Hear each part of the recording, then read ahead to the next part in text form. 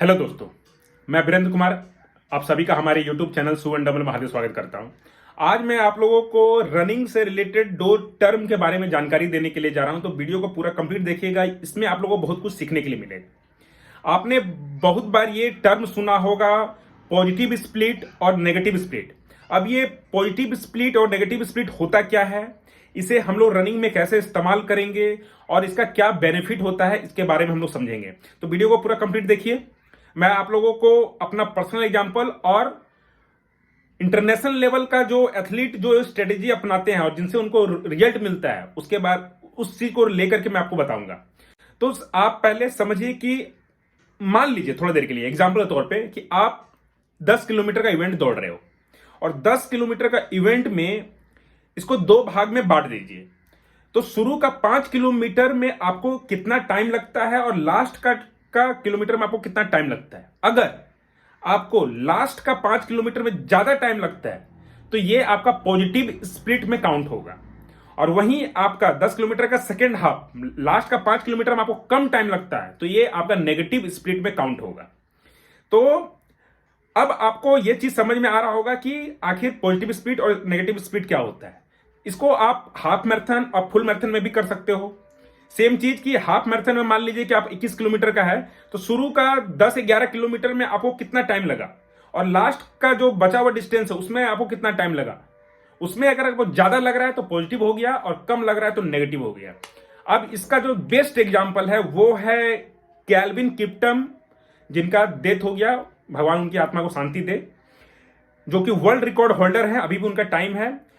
उनका और किपचोगे दोनों का आप साइड बाय साइड स्प्लिट का, पर किलोमीटर का स्प्लिट को अगर आप एनालिसिस करोगे तो आप ये पाओगे कि शुरू में हमेशा किपचोगे का टाइमिंग किप्टम से बेटर रहा है, पर जो फिनिशिंग टाइम है उसमें किप्टम का टाइम ज्यादा अच्छा है, और इसी कारण किप्टम का टाइमिंग आज वर्ल्ड रिकॉर्ड में उनका नाम आ रहा है।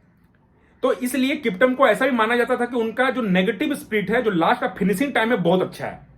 इसलिए किपचोगे से वो टाइम ज्यादा अच्छा निकाल पाए थे। देखिए, मैं अपना पर्सनल एग्जांपल अभी दिखाता हूं। मैं अभी 21 दिन का चैलेंज लेकर के दौड़ रहा था, लगातार 21 दिन तक 21 किलोमीटर मैं रन किया हूं। मेरा लास्ट डे 21वां दिन का मेरा ये स्प्लिट है। इसको देखिए, आप देखोगे कि शुरू का 10 किलोमीटर में मेरा जो टाइमिंग है वो मेरा ज्यादा लगा है, और लास्ट का जो किलोमीटर है, लास्ट का 10 किलोमीटर जो है उसमें मेरा कम लगा है। तो कहने मतलब है कि मेरा लास्ट में कम लगा है, तो यानी मैं नेगेटिव स्पीड में रन किया हूं। अब ये नेगेटिव स्पीड में रन करने का बेनिफिट क्या है, आपको ये वर्ल्ड रिकॉर्ड का टाइम से समझ में आ गया कि कैसे शुरू में किपचोगे का टाइमिंग अच्छा जा रहा है, फिर भी किप्टम का नेगेटिव स्पीड होने के कारण वो उनसे ज्यादा अच्छा टाइम निकाल पाए, और उनके नाम पर आज भी वर्ल्ड रिकॉर्ड का टाइम है।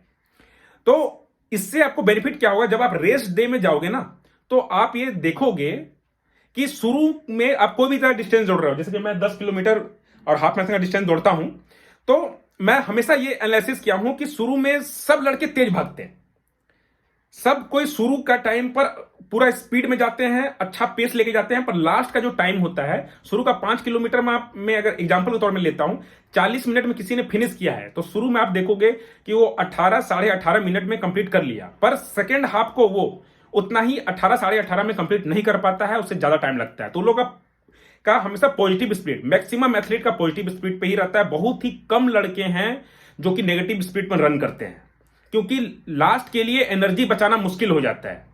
जैसे जैसे आप डिस्टेंस बढ़ेगा, आपका शरीर में फटीग होगा, आपका पैर हाथ में ज्यादा लैक्टेट एसिड बनेगा, आपका एनर्जी डाउन होगा, आपका स्पीड स्लो डाउन होगा। तो सब मैक्सिमम क्या करते हैं कि शुरू का जो फर्स्ट हाफ है उसको स्पीड में भागते हैं और सेकेंड हाफ में स्लो डाउन हो जाते हैं। तो सबका एक एवरेज देखिएगा तो हमेशा 60 to 70%, 80% तक मैं देखा हूं, जितना एनालिसिस किया हूं मैं, कि उसमें मैक्सिमम लोग पॉजिटिव स्प्लिट पे करते हैं, नेगेटिव स्प्लिट बहुत कम होता है। नेगेटिव स्प्लिट के लिए आपका बेनिफिट क्या है कि आप शुरू में तो जो लड़के आपसे आगे निकल गए, पर लास्ट में उन सबको आप पीछे कर दोगे, क्योंकि आप लास्ट के टाइम में बहुत अच्छा फिनिश कर पा रहे हो।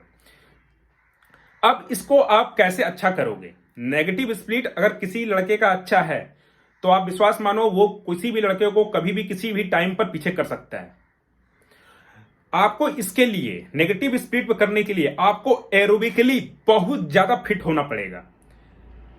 यानी कि आपका VO2 मैक्स और लैक्टेट थ्रेशोल्ड, ये दो टर्म होते हैं जिसके कारण ही सारा कुछ आपका घूमता है। अगर आप अच्छे रनिंग करना चाहते हैं तो ये दो चीजों को आपको ठीक करना होगा, एक VO2 मैक्स और दूसरा लैक्टेट थ्रेशोल्ड। ये दोनों अगर आपका ठीक है तो वो करना होगा। और ये दोनों को ठीक करने के लिए आपको हिल रेपिटेशन ये सब चीज करना होगा। फाटलेक अलग अलग तरह का वर्कआउट आपको ऐड करना होगा, तब जाकर वो होगा। मैं जिन लोगों को भी ऑनलाइन ट्रेनिंग देता हूं सबको मैं इस तरह का एक्सरसाइज करवाता हूं ताकि उनका टाइमिंग इंप्रूव हो सके। तो आशा करता हूं कि आपको यह बात समझ में आई होगी कि आखिर ये पॉजिटिव स्पीड क्या होता है, नेगेटिव स्पीड क्या होता है और आप इसका बेनिफिट क्या है। और मैं अभी 21 किलोमीटर का चैलेंज लिया था, जो कि मैं 21 किलोमीटर को लगातार 21 दिन तक दौड़ा हूं। उसका मैं डिटेल वीडियो जल्द ही लाने वाला हूं। तो मेरे इस चैनल से आप जुड़ जाइए, घंटी को बजा लिए कि जैसे मैं ये वीडियो लाऊं आपको तुरंत मिल जाए। और अगर ये वीडियो आपको पसंद आई तो इसे लाइक कीजिएगा, ज्यादा से ज्यादा लोगों तक शेयर कीजिएगा ताकि इस तरह का नॉलेज बढ़े। और नॉलेज आपके पास जितना रनिंग में रहेगा उतना ही आप उस चीज को यूटिलाइज कर पाओगे और उसका आप रनिंग में बेनिफिट उठा पाओगे। तो आशा करता हूं कि ये वीडियो आपको पसंद आई होगी। अगर आप मुझसे ऑनलाइन ट्रेनिंग लेना चाहते हैं तो इस नंबर में मुझसे कांटेक्ट कर सकते हैं। यहां तक वीडियो देखने के लिए आपका दिल से धन्यवाद।